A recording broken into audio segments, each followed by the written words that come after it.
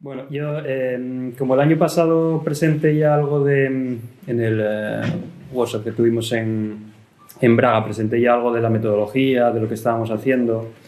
Y ahora pasaba más bien, mi intención para este año era comentar las líneas generales de lo que estamos estudiando y lo que vamos viendo, ¿no? Muy por encima, ¿no? Digamos, trazando eso, como decía, líneas generales. Claro, ahora veo que hay bastante gente nueva respecto al año pasado. Bueno, igual queda un poco coja en ese sentido, pero bueno, intentaré que se entienda.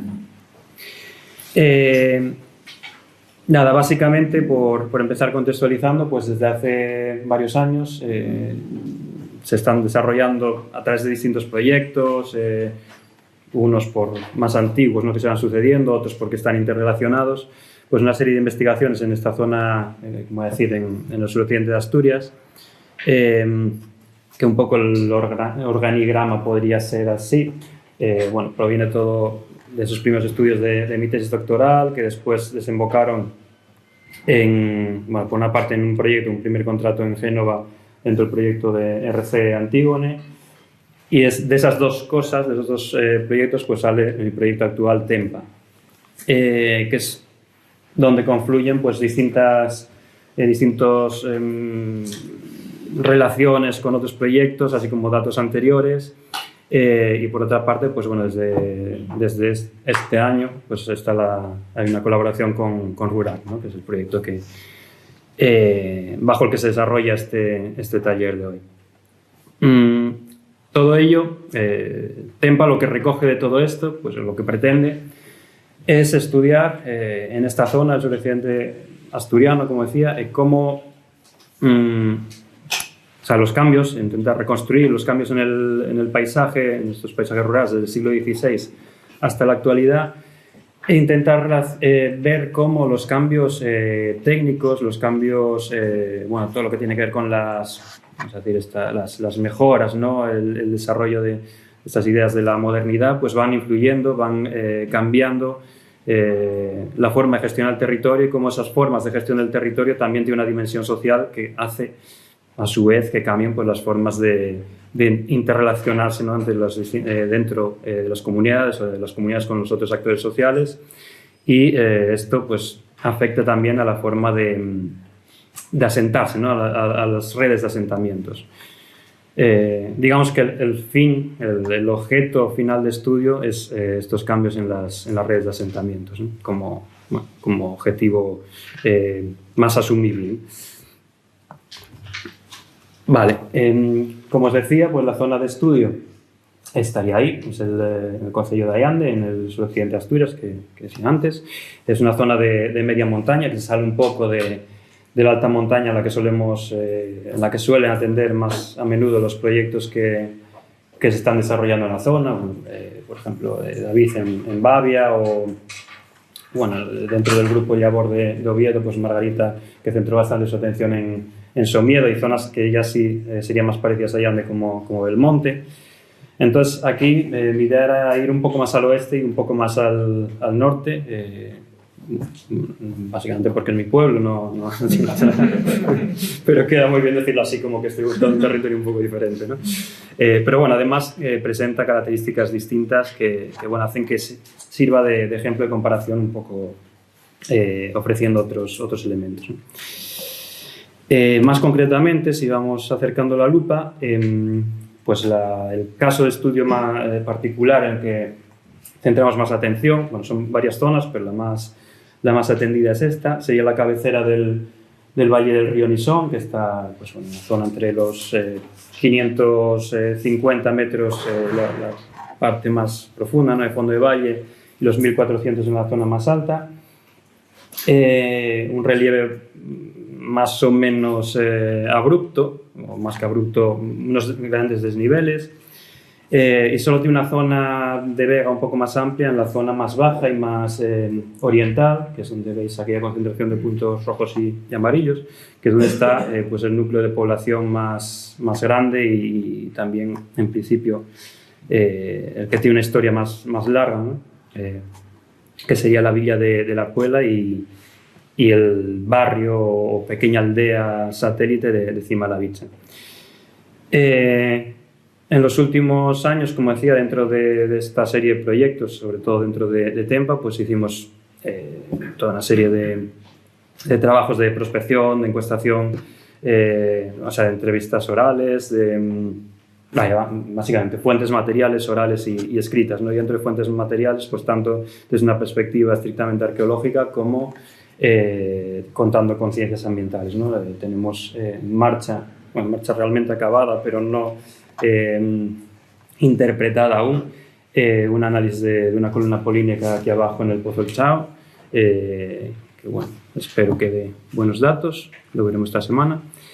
Y aparte, pues estudios tanto dentro de la zona, como os decía, esa zona de hábitat, ¿no? De esa villa y aldea de la Puebla y Cimalavicha, donde hay varias excavaciones, prospecciones geofísicas y bueno, toda una serie de trabajos sobre el terreno, pero también en zonas más de monte, como lo que vemos más al noroeste, como es la Braña de la Verbenosa, Braña no en el sentido de aquí, sino en el sentido asturiano, en zona alta de pastos de uso temporal o estacional, y también en zonas más de monte abierto, donde excavamos pues, carboneras y otro tipo de espacios con el objetivo de ver cómo son estos aprovechamientos, ¿no?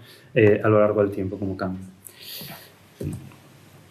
Vale, quería empezar un poco, pues, tratamos fuentes orales, fuentes materiales, escritas, pero realmente la que recogí de más antiguo, la que mamé desde niño y más o menos creo que todos los niños y todos los vecinos de la zona, pues son las orales, ¿no? Es la primera historia que oímos de nuestro territorio, las primeras historias o relatos que oímos. Y esta ventana tiene mucho que ver, ¿no? Porque aquí hay una historia que conoce todo el mundo, que es como los condes de Cienfuegos se sentaban aquí y veían pues, por esa ventana una montaña que hay enfrente que se llama Las Penas de la Forca. Y entonces contaban que allí que ahorcaban a sus enemigos, ¿no? Y se sentaban ahí a mirar y a disfrutar de la escena.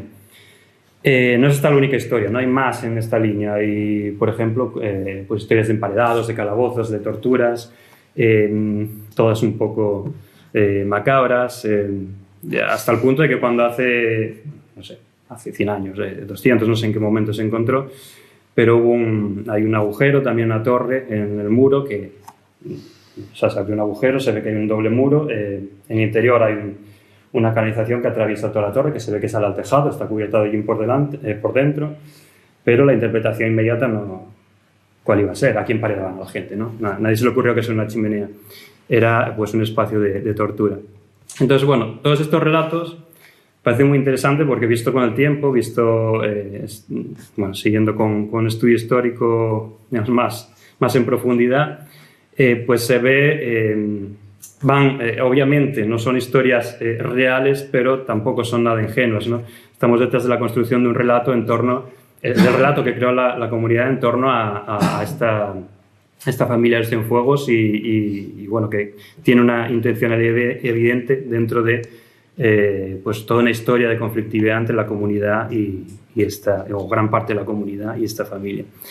Entonces, ¿qué es lo que venimos viendo, ¿no? Cómo intentamos ir un poco más allá, pues a través de las fuentes materiales. ¿Qué es lo que hay detrás de este relato que construyó la comunidad?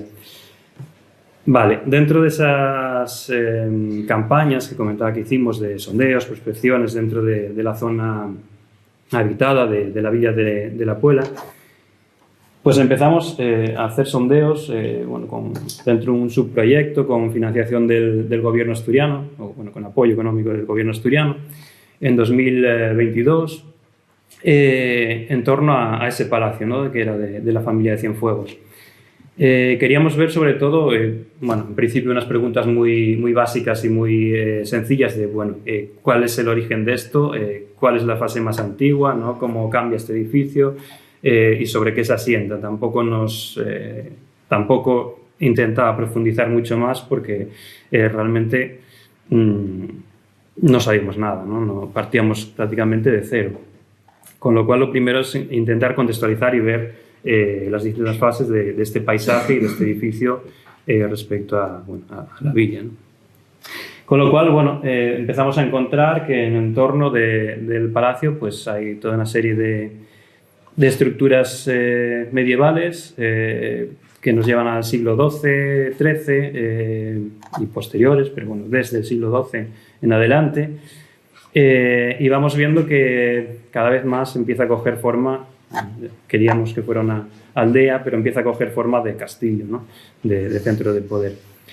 El interés de esto es porque partíamos de datos muy pobres, muy escasos. Todo lo que sabíamos de este núcleo pues era a través de un puñado de menciones inconexas escritas, que lo más que sabíamos era que se había fundado, bueno, sabéis, las fundaciones de pueblos nuevas, ¿no? De villas nuevas pleno-medievales, pues este era un caso. Pues bueno, ya el nombre lo dice bastante claro, ¿no? Como todas las polas, pobras, pueblas que hay a lo largo de la geografía ibérica. Y este era un caso más que se había fundado entre 1267 y 68, el 24 de octubre, con lo cual acaba de cumplir años, hace un par de semanas. Y después teníamos un puñado de menciones sueltas en distintos siglos, que bueno, básicamente lo más que nos decían, nos confirmaban que allí vivía gente, que había una iglesia cobrando rentas y poco más, ¿no? No se conserva documentación escrita local, bueno, era todo muy pobre, ¿no? Muy poco a lo que agarras. Y había también una mención que insinuaba algún indicio bastante sólido de que podía haber algo anterior en el mismo sitio, pero poco sabíamos. Con lo cual, bueno, todas estas campañas, estas 3 campañas que hicimos desde el 22 hasta ahora, nos están permitiendo ver que hay estas fases anteriores y que, bueno, empezamos a entender también un poco el desarrollo de la villa, ¿no? Por esquematizarlo mucho, lo que tendríamos de la Edad Media, ahora mismo comprobar, sería esa área en torno al palacio donde hay varios puntos en los que tenemos pruebas, ¿no? De estructuras medievales. Esa sería la zona más amplia de extensión de estos restos. Tenemos la iglesia de San Andrés, que había pues, enterramientos de lajas sin datar. Y, bueno, sabéis, ¿no? Este tipo de tumbas de lajas tienen una cronología muy amplia, con lo cual si no hay una datación, pues no podemos saber si son alto medievales, pleno medievales o incluso llegan en algunos casos hasta el siglo XVI. Y luego la Blano, que sabemos que, bueno, es una capilla que sabemos que está en el 15, que ya existía, ¿no? Poca cosa, porque bueno, como pasa en la mayoría de estas villas, pues como no tuvo un desarrollo muy amplio, no hay algo que se considere un casco histórico, y como no hay algo que se considere un casco histórico, pues queda fuera de las caprichosas regulaciones, ¿no? de protección y de control del patrimonio. Con lo cual no se hizo ningún tipo de seguimiento, estudio en el interior, más allá de lo que estaba en torno a la iglesia, a pesar de que se furó todo el pueblo de un lado a otro con 1000 obras en los últimos años. Con estos pocos datos, bueno, lo que podemos ir viendo, al menos reconstruyendo las cosas, pues es que va complejizándose, ¿no? Hay distintas fases, es algo que posiblemente, muy posiblemente, hay un centro de poder anterior a la fundación de esa puebla en el siglo XIII, con lo cual, bueno, ya nos empieza a dar datos interesantes sobre este tipo, no solo sobre la puebla en sí, sino sobre este tipo de asentamientos que, como digo, hay decenas de ellos solo en Asturias, y en cambio no hay ningún tipo de investigación más allá de esas pequeñas recopilaciones de menciones documentales, normalmente lacónicas, escasas e inconexas. Con esto, bueno, para darle un poco de sentido, sobre todo una vez que vamos analizando este paisaje urbanizado y vamos quitando capas, con ese análisis regresivo, aquí guiño a Mark Bloch, vamos quitando capas, vamos quitando todas las carreteras del siglo XIX, principios del XX, vamos quitando todos esos procesos de urbanización de los años 20 en adelante, bueno, vamos quitando capas y nos queda que la escasa caminería histórica, si la analizamos un poco en detalle, pues vemos que lo que organiza y da un poco de orden a todo es ese antiguo trazado del que tenemos varios tramos, pero que bueno, podemos seguir siguiéndolo. Se conserva en gran parte materialmente, pero además en la documentación también le da sentido, ¿no? que sería uno de los caminos que hoy está oficialmente como Camino de Santiago, ¿no? Es uno de los ramales de esa ruta principal que cruzaba Asturias y Galicia de este a oeste por el interior y que históricamente sabemos que es una de las principales rutas de comunicación por los condicionantes orográficos, al fin y al cabo, que hacen que sea una de las mejores zonas de paso. Este camino es el que coordina, el que vertebra el pueblo, pero también el valle y todo lo que será el concello. Y creemos que aparte, pues por esa zona azul puede seguir apareciendo evidencias del asentamiento medieval, pero bueno, ya se verá en el futuro. Vale, como decía, lo que vamos viendo cada vez con más claridad es que, estos son los resultados de las prospecciones geofísicas. Realmente son un mapa con líneas de colores, pero esas líneas de colores representan distintos tipos de anomalías que para nosotros pues creemos que son las más representativas de eso que vimos, de esas anomalías que nos sugieren que se trata de restos arqueológicos y que podemos interpretar con un cierto nivel de seguridad, ¿no? Esas líneas amarillas representarían posibles líneas defensivas que van vistas tanto con georradar en unos casos, con magnetómetro en otro, y en otros casos con los dos en la misma línea, que dibujan una corona en torno a la parte más alta de ese cerro que domina la Pola. El palacio de época moderna está aquí, está desviado ligeramente, no está en la parte más alta, y en torno, tanto en el interior como en torno, pues vemos una serie de estructuras que fuimos haciendo sondeos puntualmente repartidos por ahí, comprobando que por toda la zona, las distintas parcelas, comprobando que hay, que efectivamente son el resultado de elementos arqueológicos y que nos llevan sobre todo a época pleno medieval. Entonces, como decía, cada vez parece más claro que hay un posible castillo aquí, un centro de poder anterior a la fundación de la Pola, y que quizás podamos relacionar con ese sistema de organización del territorio anterior, de la consolidación del feudalismo, después la creación de las tenencias y finalmente la creación de los concellos. Del siglo XIII se crea el concello. Está esta historia, la sabéis más o menos, ¿no? De cómo se conceden por parte de la monarquía, en este caso a través del obispo, pero esa es otra historia. Se conceden a la población local una serie de derechos a los que vayan a habitar aquí, y además se le concede también un territorio, ¿no? El control sobre un territorio digamos que tiene una serie de privilegios, ¿no? Y derechos que antes no tenían, para favorecer pues que se consolide ese núcleo y ese centro de poder y además también con una relación estrecha con el poder, con la monarquía central, ¿no? ¿Qué pasa? Pocos años después, con todas estas luchas de poder en el Reino de Castilla, pues digamos que una serie de concellos tienen la mala suerte de que se usan de moneda de cambio, ¿no? Como compensación a los nobles que apoyaron al bando vencedor, ¿no? de Juana de Molina. Y este va a ser uno de ellos. Con lo cual, pocos años después de la concesión de sus derechos, de esa fundación, cae en manos de una familia noble, y de ahí va a ir de familia noble en familia noble, pasándose de unos a otros los derechos, la encomienda sobre el territorio, hasta que llegamos al siglo XVI, que es a donde quería llegar, y volver a lo de la ventana, ¿no? Aquí hay una familia importante, que son los Cienfuegos, compran los derechos sobre este territorio, y aquí empezamos a tener más información, ¿no? De esta conflictividad. Obviamente, al llegar a esta familia, imponerse sobre el territorio, pues hay un conflicto de intereses, ¿no? Entre la comunidad, entre la población y ellos. Esto les gustó mucho a los historiadores de los 80, 90, que buscaban en los documentos pues esos conflictos institucionales, ¿no?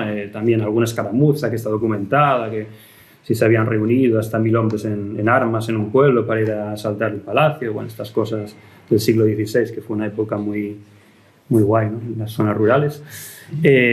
También vamos viendo, nos aparecieron en los últimos años también documentos muy interesantes sobre todo el armamento que había dentro del palacio, que es realmente bastante espectacular, ¿no? Porque se ve como una casa residencial, pero de repente encontramos un documento que nos habla, no, pues había 50 corazas, no sé cuántas ballestas, no sé qué. Bueno, aquí había una milicia, una pequeña milicia.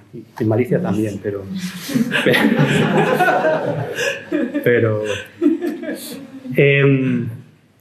vale. Como decía, esto desde la historia y eruditos locales, pues era algo muy, muy llamativo, muy visible en la documentación, ¿no? Todos estos pleitos de miles de páginas entre el concello reclamando sus derechos, los señores diciendo no, esto es para mí.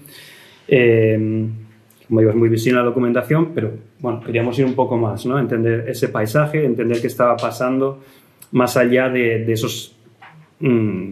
esa escasa información, al fin, aunque fueran miles de páginas, pero muy concentrados en conflictos muy puntuales, ¿no? En esos juicios, vamos, al fin y al cabo. Entonces, una de las cosas primeras que fue emergiendo estos años con distintas investigaciones, por una parte de este proyecto en torno al palacio, como bueno, también trabajos de arqueología y gestión que hicimos en el 2015 en torno a la iglesia, es cómo se había ido transformando y cómo esta familia había cambiado, se había apropiado de determinados elementos, ¿no? Se había impuesto sobre el paisaje visualmente, simbólicamente, sobre la villa. Bueno, ahí veis cómo el palacio está sobre la villa, ¿no? En un territorio, o sea, en un terreno elevado. Y bueno, como decía, estamos ahora, bueno, ahora mismo no pasa de ser un mapa de colores, Rebeca, no riñas, no tiene mucho sentido la relación de colores, O sea, lo hice el otro día para tener algo que enseñar. Porque empezamos, Santi y yo, hace poco a hacer un par de meses, a hacer la lectura estratigráfica a los muros, pero bueno, nos falta todavía la interpretación. Pero bueno, ya vamos viendo algo, ¿no? Y vamos teniendo claras las fases generales de cómo posiblemente a finales del siglo XV tenemos una fortaleza, todavía, bueno, un edificio propiamente fortaleza, y cómo en el 16 esta familia coge y convierte eso en su residencia, tirando de tributos al pueblo, ¿no? De hecho hay pleitos también en los que los vecinos denuncian que pusieron dinero para hacer una cárcel nueva y él aprovechaba, Pierre González de Cienfuegos aprovechaba para construirse una torre nueva de residencia, ¿no? Este tipo de cosas que vamos viendo cómo se desarrollan materialmente, ¿no?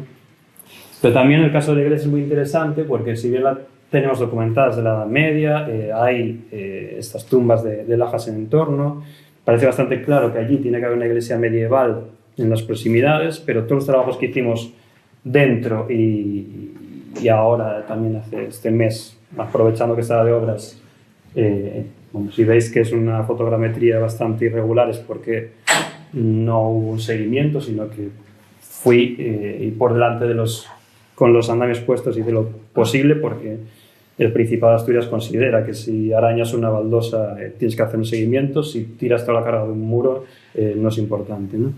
Así que bueno, lo hice un poco por mi cuenta para intentar sacar todos los datos que podía y bueno, me está permitiendo hacer una lectura de paramentos y confirmar lo que ya sospechábamos de antes, que es que tenemos una iglesia totalmente construida a partir del siglo XVI y además que es muy interesante ver cómo se impone sobre los restos escasos que se conocen de la Edad Media, en la que construye una plataforma a 2 metros elevada, con muros de contención y encima esa iglesia gigante, ¿no? Y de tardogótica, que bueno, tuvo que ser en aquel momento una aldea de un puñado de casas con cubierta vegetal, pues tenía que ser algo realmente monumental, ¿no? Entonces se sitúan, hay una transformación del paisaje en el que sitúan en un extremo el palacio, en otro la iglesia y en medio las casas, y está bueno, poniendo claramente representando su poder, ¿no? Mientras están dando por otro lado esos pleitos, esos conflictos en el papel, sobre el papel.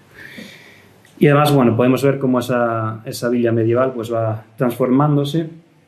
Tiene, pues, sobre todo en el camino, seguramente siguió siendo la columna vertebral y vemos como en el momento en que se empieza a ascender, por un lado tenemos la iglesia que nos cierra la villa por allí, y por otro lado, cuando empieza a ascender el camino hacia el palacio, pues tenemos primero la picota, después esa capilla, después el palacio y bueno, todo aquello que recuerda a cualquiera que pase por ahí quién manda, ¿no? Vale. Pero más allá de eso, y en relación con todos estos cambios que vemos en la villa, ¿qué está pasando en el monte? Como decía, una de las cosas que vamos viendo del palacio son esas fases distintas, ¿no? De esa primera fortificación, luego pasa a residencia señorial, palacial, con una inversión en decoración, pero luego también vemos como a partir del 18 quizás, todavía no nos falta datarlo bien, pero hay una fase en la que pasa, esta familia noble se va para Oviedo, y entonces eso queda como centro de captación de rentas, ¿no? Olvidan la parte más decorativa y empiezan a hacer reformas como edificio de almacenamiento, ¿no? Y de gestión de lo que están captando del territorio. Y finalmente tenemos una fase más, bueno, finalmente no, por la penúltima fase más burguesa, ¿no? En el 19, y finalmente ya fase campesina, ¿vale? Pero ¿qué está pasando en paralelo en el entorno, ¿no? Y entonces, como decía, tuvimos parte de nuestros trabajos en el monte. Lo que queríamos ver es qué está pasando pues, en las brañas, qué está pasando en los pastos, qué está pasando en todo este espacio gigante de monte del que recoge todos sus recursos la villa, ¿no? De lo que come la comunidad, al fin y al cabo, que es el máximo, bueno, pues la fuente, ¿no? De los medios de producción que sostienen a esa comunidad. Y aquí es donde creo que veo la parte más importante del conflicto, ¿no? No tanto en esos pleitos por ver quién nombra este cargo o aquel, obviamente era importante, ¿no? O sea, era un punto de fricción importante, pero sino cómo esta familia va poco a poco controlando esto y transformándolo y usurpándolo a la comunidad, ¿no? Pasamos de un monte comunal donde o sea, de propiedad comunal y de derechos compartidos por todos los vecinos, pero ya vemos que en el siglo XVII hay un pleito entre varios vecinos y los condes que acaba dando la razón a esta familia, con lo cual, digamos que fija, ¿no? Consolida con su poder y su control y su propiedad, o sea, como propiedad ya privada, ¿no? de este monte. Y vamos viendo cómo lo van transformando, apoyándose en distintos nuevos actores, ¿no? Por una parte, fomentan la construcción de 4 mazos de herrería a lo largo del río, y esto va a hacer que vengan pues, toda una serie de población nueva, se vaya asentando, vaya transformando esa red de poblamiento en torno al río. Y por otra parte, cómo se van a ir estableciendo algunas comunidades transhumantes, o grupos transhumantes que hasta ese momento estaban haciendo esos circuitos desde la costa hasta estas zonas de media y de alta montaña, y cómo se empiezan a estabilizar, ¿no? A quedar permanentemente, y algunas de esas brañas que utilizaban temporalmente pues pasan a ser aldeas fijas. Lógicamente, estos vaqueros, estos transhumantes en ese pleito apoyan la causa de los condes, ¿no? O sea, les dan la razón frente a los vecinos. O sea, hay un doble interés, ¿no? de esas comunidades que, por una parte, pues, bueno, pues por toda una serie de procesos que estamos viendo que se dan en general, quizás en todo el norte, ¿no? Yo no sé, Silvaspura me recuerda un poco cómo se empieza a poblar una zona de monte quizás un poco apartada, me recuerda un poco a esto, ¿no? Como estas... bueno, pues por distintas razones, ¿no? De nuevos cultivos, nuevas tecnologías agrarias, y también, bueno, estamos en un periodo de enfriamiento, sobre todo en el siglo XVII y XVIII, de mayor enfriamiento, de mayor riesgo climático, y por lo tanto un asentamiento estable, aunque sea en una zona mediana alta, da más seguridad, ¿no? Da más capacidad de gestión de ese riesgo y de seguridad a esa comunidad que bueno, esos movimientos, esa dependencia de los pastos temporales que puede generar un riesgo de productivo bastante peligroso, ¿no? Para su subsistencia. Entonces, bueno, vamos viendo cómo, por una parte, esos estas comunidades buscan asentarse en estos espacios y esta familia se apoya en ellos y mutuamente pues, convergen en esto, ¿no? En ir ocupando progresivamente este monte. Claro, el resultado es que vamos viendo cómo hay una apropiación, en primer lugar, como os decía, pero luego también cómo van troceando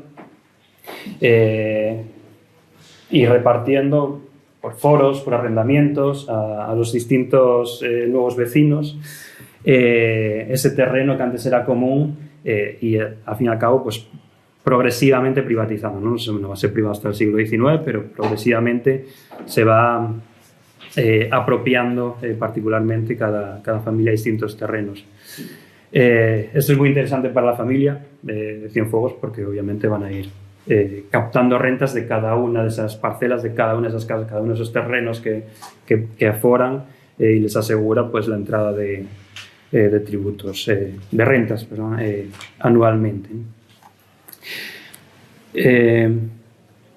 Bueno, ese sería un poco el mapa de lo que se va formando. Veis los puntos rojos, los cuadrados rojos más gruesos serían esos dos núcleos más antiguos, los cuadrados rojos más pequeños serían los distintos asentamientos que se van formando, un poblamiento disperso a lo largo del valle, y los más bajos, o sea, Benaseita, el Colubreo, La Ponte y el Mazo, serían los que se forman en torno a esos mazos, Herrería, mientras que la Riegada y después la Roza se asientan pues, poblaciones trashumantes, ¿no? Y los puntos verdes pues, representarían las distintas brañas que se reconocen en el territorio. Se va formando ese poblamiento y lo que vamos viendo es cómo todo en torno al río y distintos puntos se van generando esas parcelas, ¿no? Y además está la documentación llena de esas menciones a Foro Prado Nuevo que hizo su padre, o se renta o se le cede este terreno para que lo rompa y lo convierta y lo ponga a cultivar. O sea, ese proceso a lo largo de los siglos XVII y XVIII es muy evidente en los textos y va generando este paisaje que vemos ahora, ¿no? Más allá, fuera de esos asentamientos nuevos, también tenemos qué pasa con los asentamientos temporales, ¿no? Si antes teníamos una serie de pequeños asentamientos temporales que aprovechaban tanto trashumantes por un lado como la población local dentro de estos circuitos de ganadería estante, son más o menos, bueno, sabéis cómo funcionan, ¿no? La ganadería estante, pues bueno, subían por ejemplo por turnos o subían con el ganado a este tipo de brañas. En el momento en que cada vez hay más población viviendo en este espacio asentada de manera fija, también va a afectar a toda la estructura del territorio, del monte, ¿no? A toda la organización.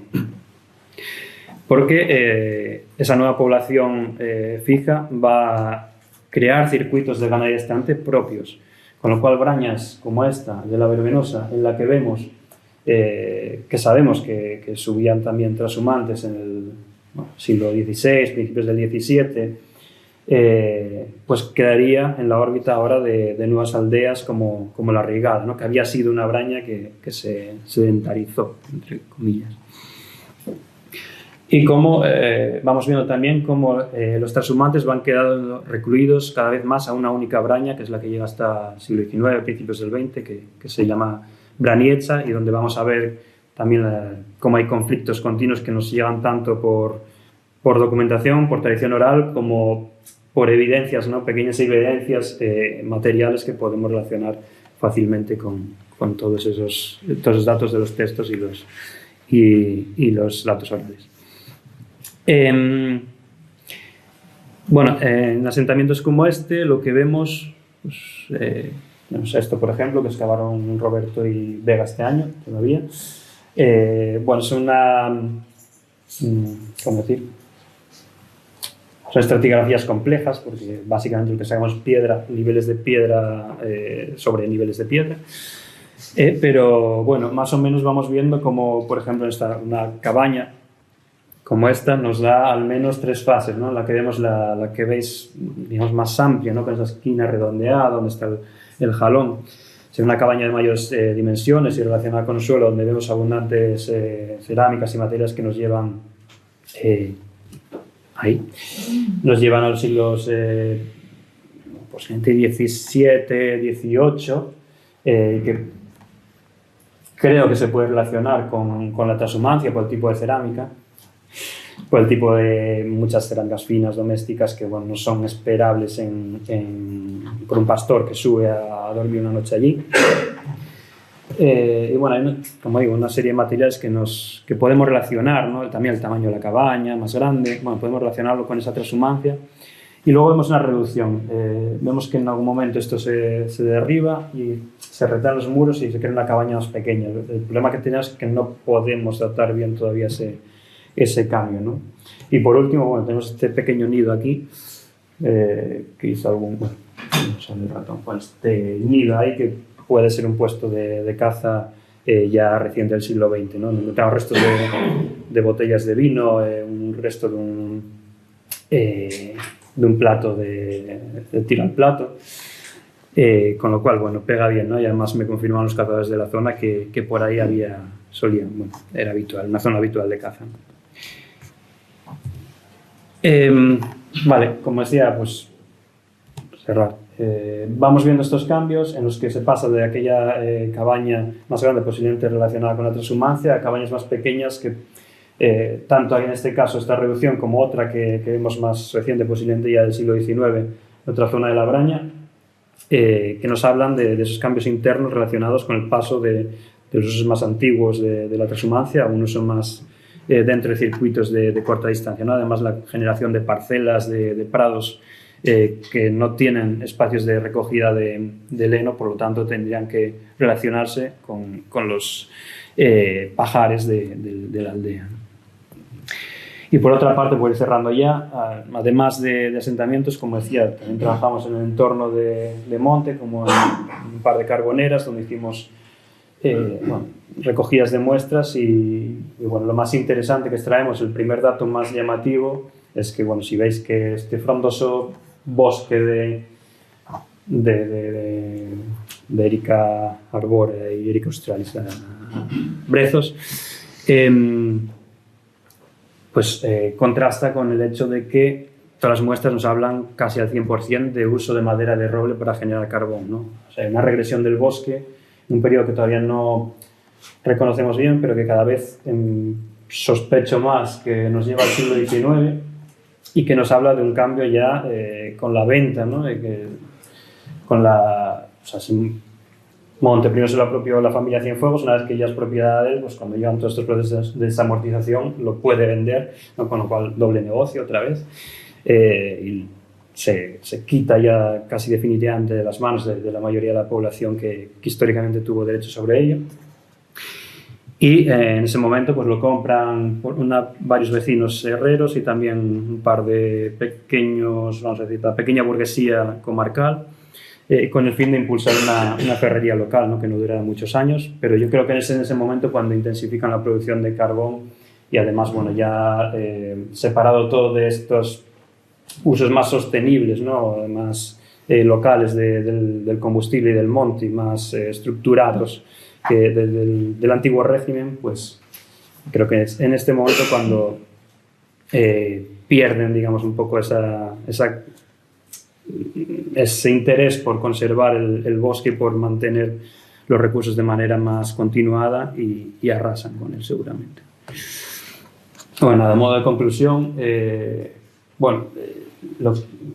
resumen lo que se puede decir es que en los últimos años se puede ir visibilizando a través de estos trabajos pues elementos, ¿no? De procesos locales que se pueden integrar en esos procesos de modernización que vemos a nivel europeo y europeo global a partir del siglo XVI, ¿no?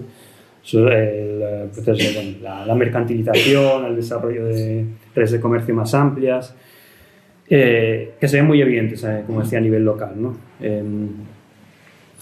Como más allá de aquellos pleitos que se veían pequeños conflictos institucionales, pues hay una lucha por los recursos muy evidente que podemos también ir leyendo a través de la materialidad, que se nos escapa bastante en las fuentes, pero una combinación de las distintas una combinación de las distintas fuentes escritas, orales y materiales, pues nos permite profundizar y complejizar esos procesos.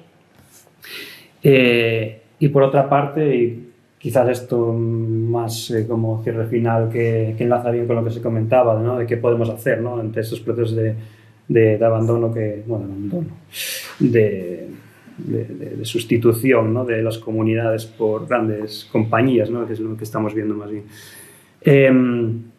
Cómo se visibilizan en la larga duración estos procesos de erosión de los derechos de las comunidades sobre el uso de estos recursos, ¿no? Cómo podemos ver cómo fue ese proceso de largo recorrido, que no es algo de los últimos 50 años, ¿no? No es algo que haya llegado antes de ayer, sino que bueno, es bastante complejo y largo. Y debemos entenderlo para poder dar una respuesta. Por otra parte, bueno, esto es siempre un proyecto en marcha. Ya lo decía antes Rafa, que lleva un montón de años con la tesis y eso, que ya venía muy atrás. Bueno, lo que me interesa más inmediatamente es pues, romper esos desequilibrios que al fin y al cabo pues, se ve siempre más a las escasas, ¿no? Proporcionalmente clases pudientes, ¿no? Esas familias, esos señores.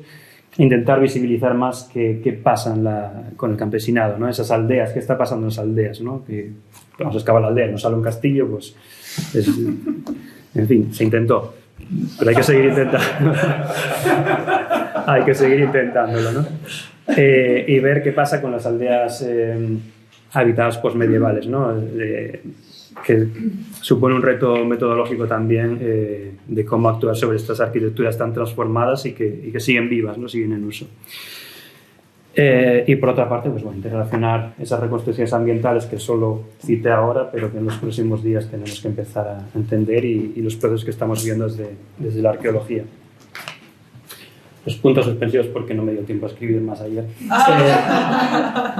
Y también porque, bueno, esto siempre van surgiendo nuevas preguntas, con lo cual, bueno, queda siempre abierto.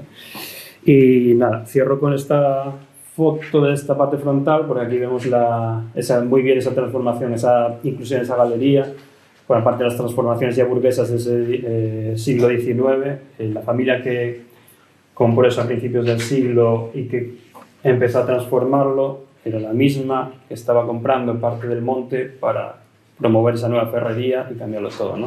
Pero me gusta ver un poco también, seguir viendo cómo de alguna manera cada arquitectura, el palacio y cada casa se puede interrelacionar, ¿no? Las fases internas perfectamente con lo que está pasando en el monte. Y nada, con esto cierro.